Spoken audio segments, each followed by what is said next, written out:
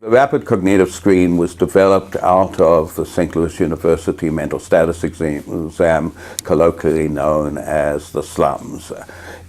When we did the SLUMS, we found that it would pick up mild cognitive impairment as well, if not better, than any of the other screens. Our plan was to say, could we go to something that is quicker to do, but would also pick up mild cognitive impairment. The rapid cognitive screen has been extremely useful to me, even as a geriatrician, where I tend to use some of the longer screens more frequently.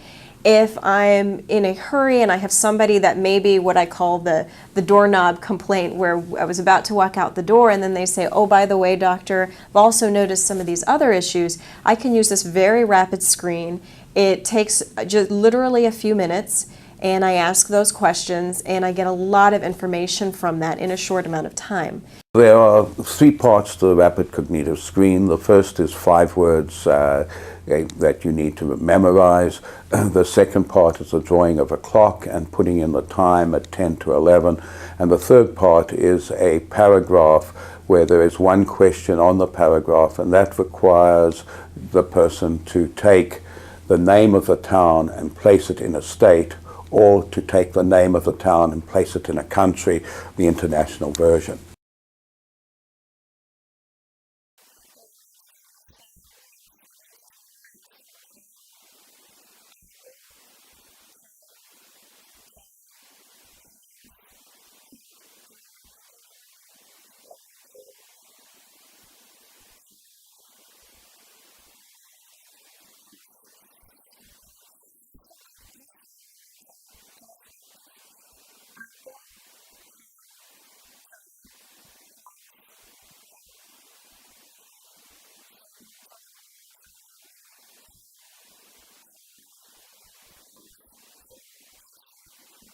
So in the first item, you are testing delay recall, so you want them to really learn those 5 words. I asked them for a second time to practice with me the 5 words, and you can do that no more than 3 times, but it's important that you ensure that they learn and understand what you are saying, those 5 words. So in that way, the delay recall is valid. Let's say this is a clock face.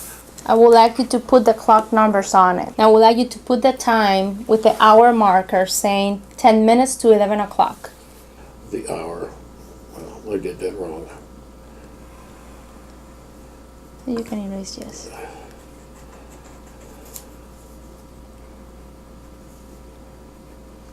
Excellent, thank you. The scoring of the clock, as has been validated, is not to look at how they do it, but to look at the final process. Basically, the important piece is that the hour markers need to fit within the full clock.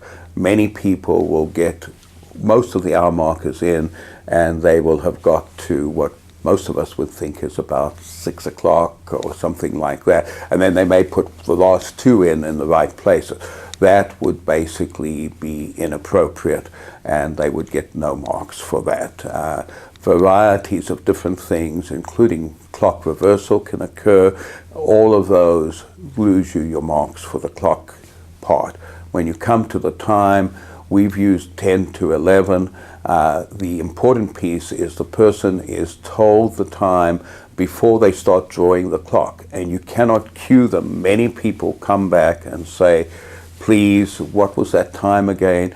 You can't cue them at that stage because this is a memory piece as well as visuospatial.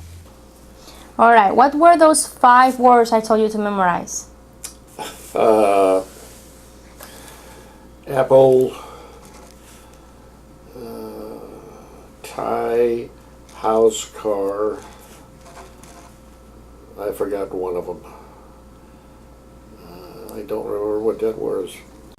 The 5 words are used because fundamentally we found that many people who are in early mild cognitive impairment actually can remember 3 words without any trouble, but when you ask them to remember 5 words, they finish up being able to remember only 1 or 2 of them. I'm going to tell you a story.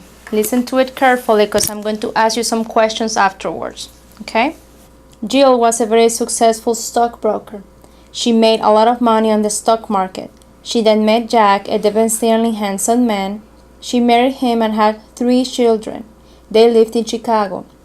She then stopped work and stayed at home to bring up her children. When they were teenagers, she went back to work. She and Jack lived happily ever after. What state did she live in? Illinois. The last item is the story. So it's a short story, and you are only asking one question, which is what stage she lived in. And that question tests for 2 things: immediate recall and executive function as well, because you are asking them to interpret the information you gave them. You ask them what state did she live in. The state is not mentioned in the story. You are mentioning the city. So that's why it's testing executive function. Well, Mr. Green, seems to me you had a almost perfect score. So this test is really a screening test, which just suggests, tells us how your memory is doing, and based on these results, it shows that your memory is just fine. Oh, that's good news. All right. Glad to hear that, Doctor.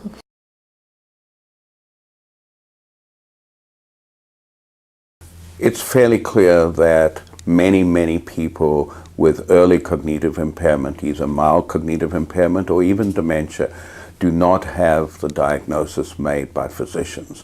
Overall, the data suggests that at the very best, 1 in 4 people who have cognitive impairment will have that diagnosis made by the time they have dementia. In the case of mild cognitive impairment, maybe 1 in 20 people will have had the diagnosis made. My role as a geriatrician in cognitive screening is that whenever I see a new patient, that is just part of my job and what I do, regardless if the person complains of any memory loss or not. I also think it's very important to screen on a regular basis to monitor the person, and so typically I do about once a year where I'll do another cognitive screen and assess and compare to where they had been the year before. In the community setting, for other practitioners, it's still important to screen for this, because while we may not have the best medications yet to treat this, we still have a lot of interventions that we can offer to patients and families once we've secured an early diagnosis of memory loss.